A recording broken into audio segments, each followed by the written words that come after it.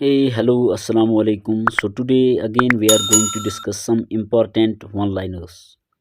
So let's get started. So the first one-liner is, with which country India has the longest international boundary? So the answer is Bangladesh. Question है कि India किस country के साथ सबसे ज़्यादा border share करता है? तो इसका आंसर है बांग्लादेश। बांग्लादेश के साथ इंडिया तकरीबन 4096 किलोमीटर बॉर्डर शेयर करता है। अगर इंडिया की बात करेंगे तो इंडिया के साथ तकरीबन इंडिया की 9 नेबरिंग कंट्रीज़ है और 9 में से इंडिया 7 कंट्रीज़ के साथ डायरेक्टली बॉर्डर टच करता है। ठीक है, और वो 7 कौन कौन सी है? इसमें पहले नंबर पे ऑलरेडी मैंने कहा वो है बांग्लादेश, जिसके साथ इंडिया सबसे ज़्यादा बॉर्डर शेयर करता है। और दूसरे नंबर पे अगर हम देखेंगे तो वो है चाइना। चाइना के साथ इंडिया दूसरे नंबर पे बॉर्डर शेयर करता है। और अगर चाइना की बात करेंगे तो चाइना के साथ 3917 किलोमीटर। ठीक है, तीसरे नंबर पे इंडिया सबसे ज़्यादा जो बॉर्डर शेयर करता है वो है पाकिस्तान के साथ। तो पाकिस्तान के साथ तकरीबन जो बॉर्डर शेयर करता है वो है 3310 किलोमीटर। चौथे नंबर पे बात करेंगे, चौथे नंबर पे है नेपाल। तो नेपाल के साथ जो इंडिया बॉर्डर शेयर करता है वो है 1752 किलोमीटर। और अगर हम देखेंगे हमारे फिफ्थ नंबर पे तो वो है म्यांमार। तो म्यांमार के साथ जो बॉर्डर इंडिया शेयर करता है वो है 1458 किलोमीटर। और अगर आगे देखेंगे तो हमारे जो 6 नंबर है वो है भूटान। तो भूटान के साथ जो बॉर्डर शेयर करता है इंडिया वो है 587 किलोमीटर। और अगर सबसे कम बॉर्डर इंडिया शेयर करता है तो वो अफ़गानिस्तान के साथ करता है 80 किलोमीटर। कुछ बुक्स कहती है 106 किलोमीटर। तो आप दोनों याद रख सकते हो। ठीक है, लेकिन इसमें आपने ज़्यादा याद रखना है कि सबसे ज़्यादा किसके साथ, वो है बांग्लादेश, और सबसे कम किसके साथ, अफ़गानिस्तान के साथ। ठीक है, और इसके साथ साथ मैंने आपको कहा कि इंडिया की जो टोटल नेबरिंग कंट्रीज़ है वो 9 है, लेकिन 7 के साथ तो बॉर्डर इंडिया शेयर करता है। लेकिन जो 2 कंट्रीज़ है जिनके साथ इंडिया बॉर्डर शेयर नहीं करता है वो है श्रीलंका और है मालदीव्स। दोनों इंडियन ओशन में पड़ती है। ठीक है, अगर मालदीव्स की बात करेंगे ये अरेबियन सी में पड़ता है, वो इंडियन ओशन का ही हिस्सा है। ये भी इंडिया की नेबरिंग कंट्रीज़ है, लेकिन इंडिया इनके साथ बॉर्डर शेयर नहीं करता है। अब हम दूसरे वन लाइनर की तरफ जाएंगे, वो है कि which border line separates India from Pakistan. India और पाकिस्तान के दरमियान जो बॉर्डर लाइन है उसका नाम क्या है? उसका नाम है रेड क्लिफ। ठीक है, रेड क्लिफ। रेड क्लिफ एक अंग्रेज़ थे। जब इंडिया और पाकिस्तान को 2 हिस्सों में डिवाइड किया गया तो एक बाउंड्री कमीशन बनाया गया था। उस बाउंड्री कमीशन के चेयरमैन यही रेड क्लिफ थे, सर रेड क्लिफ थे।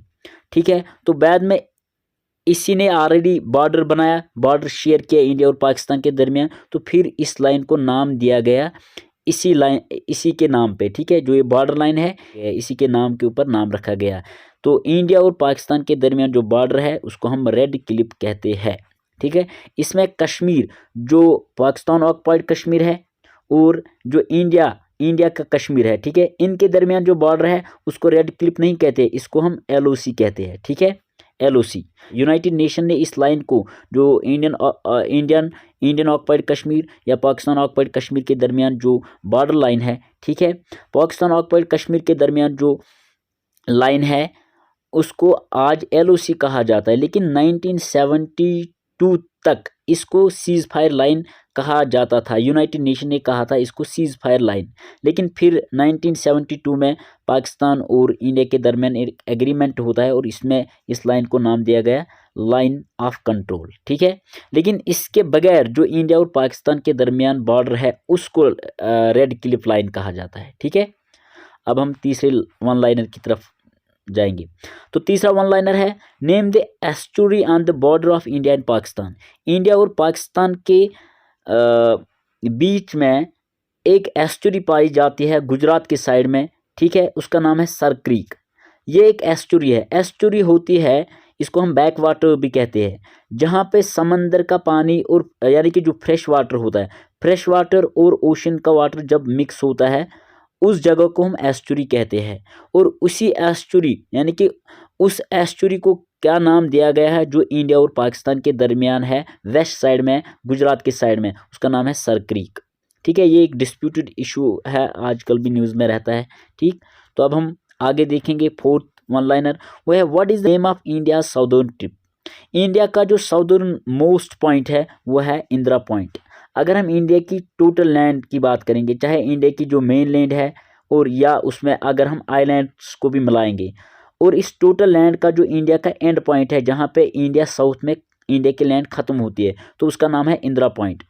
ये 2004 में जो है ये लैंड का टुकड़ा जो है अंडमान एंड निकोबार में पाया जाता है, और 2004 में ये सबमर्ज हुआ है इंडियन ओशियन में। ठीक है, तो लेकिन इंडिया का ये साउदर्न मोस्ट पॉइंट है, लेकिन जो नॉर्दर्न मोस्ट पॉइंट है वो है इंदिरा कोल। ठीक है, इंदिरा कोल है जो सियाचिन ग्लेशियर में देखने को मिलता है। लेकिन अगर हम आइलैंड्स को हटाकर इंडिया के मेन लैंड का साउदर्न पॉइंट देखेंगे, ऑलरेडी मैंने नॉर्दर्न कहा वो है इंदिरा कोल। ठीक है, लेकिन अगर मेन लैंड का हम देखेंगे साउदर्न पॉइंट, वो है केप ऑफ कैमोरिन। ठीक है, केप ऑफ कैमोरिन ये कन्याकुमारी में पाया जाता है। ठीक है, तमिलनाडु में। ये इंडिया का मेन लैंड का एंड पॉइंट है। ठीक, तो अब हम हमारे फिफ्थ वन लाइनर की तरफ देखेंगे, वो है कि which union territory land is situated on eastern and western coasts. यानी कि कौन सी ऐसी यूटी है इंडिया की जो कोस्टल लाइन जो इंडिया का ईस्टर्न कोस्ट है उसके ईस्टर्न और वेस्टर्न बॉर्डर पे देखने को मिलती है, ईस्टर्न की तरफ भी और वेस्टर्न भी, वह है पुडुचेरी। ठीक है, इसको पौंडीचेरी भी कहा जाता था। ठीक, अब हम यहाँ पे देखेंगे सिक्स्थ वन लाइनर, वह है कि India accounts for dash of the total world area. India के पास कितना टोटल वर्ल्ड एरिया है, तो वह है वर्ल्ड के हिसाब से 2.4%। अगर हम इस 2.4% का स्क्वायर किलोमीटर निकालेंगे तो वह है 3.28 मिलियन स्क्वायर किलोमीटर। ठीक है, तो इंडिया का टोटल लैंड एरिया अगर परसेंटेज में देखेंगे तो वह है 2.4%। अगर इसी 2.4% का हम स्क्वायर किलोमीटर निकालेंगे तो वह है 3.28 मिलियन स्क्वायर किलोमीटर। 1 मिलियन में 10 लाख होते हैं। अब सेवंथ है, India has a land boundary of about. India की टोटल लैंड बाउंड्री कितनी है, वह है 15,200 किलोमीटर। कुछ बुक्स पे लिखा हुआ है 15,000। ठीक है, लेकिन कुछ बुक्स पे है 15,200, आप दोनों याद रख सकते हो। तो इंडिया की टोटल लैंड बाउंड्री कितनी है, यानी कि इंडिया की जो टोटल लैंड बाउंड्री है, यानी कि टोटल एरिया जो इंडिया का लैंड बाउंड्री है, बाहर का एरिया, वह है 15,200 किलोमीटर। ठीक, अब एट्थ वन लाइनर है, what is the length of India's coastal line. India की जो कोस्टल लाइन है, कोस्टल लाइन उसको कहा जाता है, यानी कि वो एरिया जो समंदर के साथ बॉर्डर टच करता है।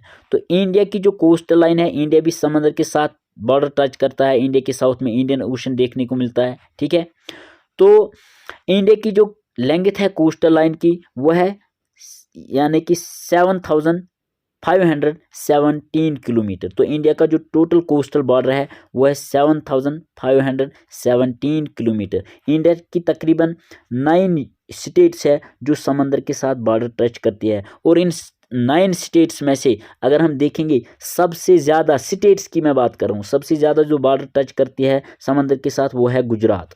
ठीक है, गुजरात की अगर हम बात करेंगे तो गुजरात तकरीबन जो समंदर के साथ बॉर्डर टच करता है वह है 1215 किलोमीटर। ठीक है, लेकिन अगर आपसे कहा जाए कि सबसे ज़्यादा इंडिया में सबसे ज़्यादा स्टेट या यूटी सबसे ज़्यादा समंदर के साथ बॉर्डर टच करती है, तो वो यूटी है, और इस यूटी का नाम है अंडमान एंड निकोबार। तो अंडमान एंड निकोबार अगर हम स्टेट्स में भी देखेंगे, यूटी में भी सबसे ज़्यादा समंदर के साथ बॉर्डर टच करती है, तो और वो तकरीबन है 1962 किलोमीटर। ठीक है, ओवरऑल अगर हम देखेंगे तो अगर आपसे ओवरऑल कहा जाएगा कि सबसे ज़्यादा इंडिया में यूटी या स्टेट में से कौन सी सबसे ज़्यादा बॉर्डर टच करती है समंदर के साथ, तो वो है अंडमान एंड निकोबार 1962 किलोमीटर। लेकिन अगर स्टेट्स की बात करेंगे तो स्टेट्स में गुजरात सबसे ज़्यादा कोस्ट के साथ बॉर्डर टच करता है। ठीक है, अब यहाँ पे 9th है, India is the dash largest country in the world. तो आंसर है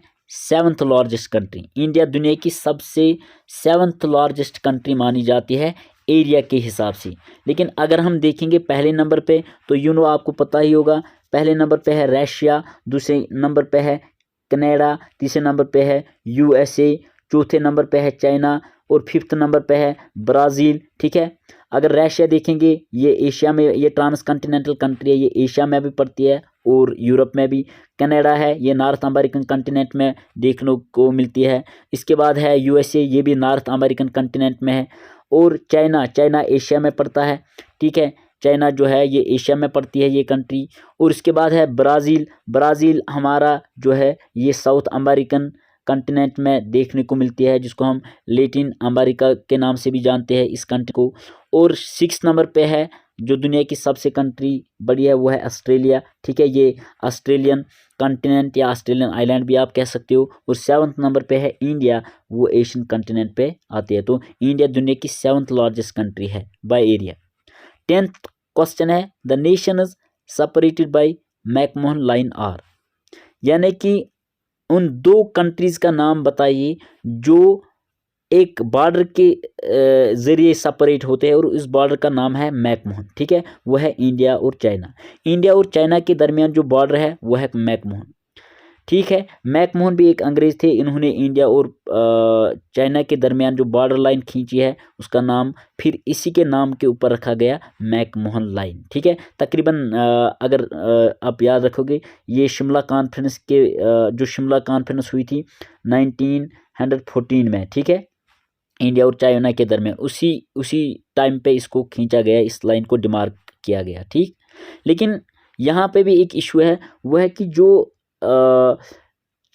जो कश्मीर का जो हिस्सा लद्दाख के साइड में चाइना के अंडर है। ठीक है, जिसको हम अक्साई चीन भी कहते हैं, वहाँ और इंडिया के दरमियान जो वहाँ पे बॉर्डर है, ठीक है, उस बॉर्डर को कहा जाता है LAC, line of actual control. ठीक है, जो 1962 में आई थिंक जो वार हुआ था, तो उसके दरमियान जो बॉर्डर है उसको हम LAC कहते हैं, लाइन ऑफ एक्चुअल कंट्रोल। लेकिन मैकमोहन लाइन उससे बाहर है। ठीक है, उससे बाहर है। जो बाकी एरिया है अरुणाचल प्रदेश के साइड में, सिक्किम, फिर यहाँ पे यूपी के साइड में या उत्तराखंड, उस लाइन को मैकमोहन लाइन कहा जाता है।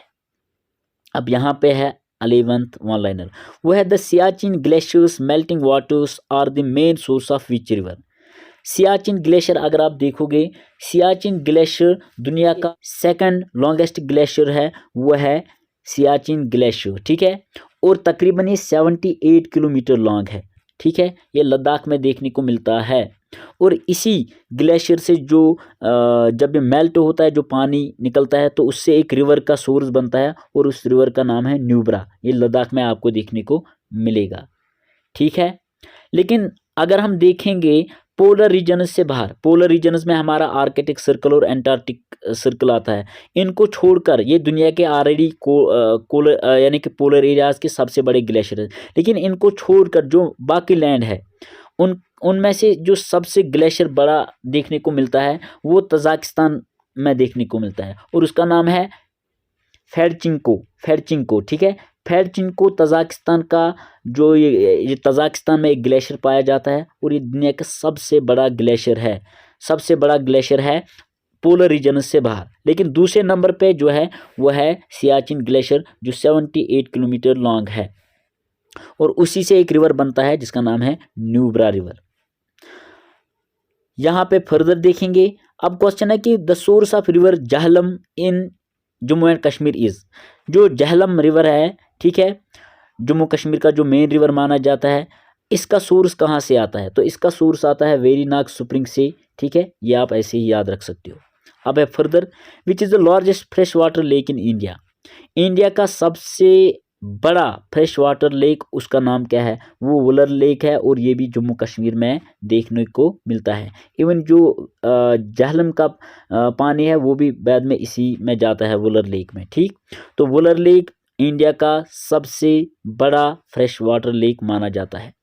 अब है लास्ट हमारा, वह है which lake of Jammu and Kashmir was described by sir Walter Lawrence as the lake par excellence. किस लेक को सर वॉल्टर लॉरेंस, जब ये यहाँ आए, ये एक अंग्रेज थे, जब ये जम्मू कश्मीर आए तो इसने डल लेक को कहा था lake par excellence. Lake par excellence का लेक है, इसने कहा था कि जितने भी लेक है उन लेकों में सबसे खूबसूरत लेक अगर कोई लेक है वो है डल लेक, उसी को हम लेक पा एक्सीलेंस कहते हैं। ये टर्म सर वॉल्टर लॉरेंस ने अपने बुक में डल लेक को प्रेज करते हुए दिए थे। तो आई होप कि आपको ये ऑब्जेक्टिव्स पसंद आएंगे। ठीक।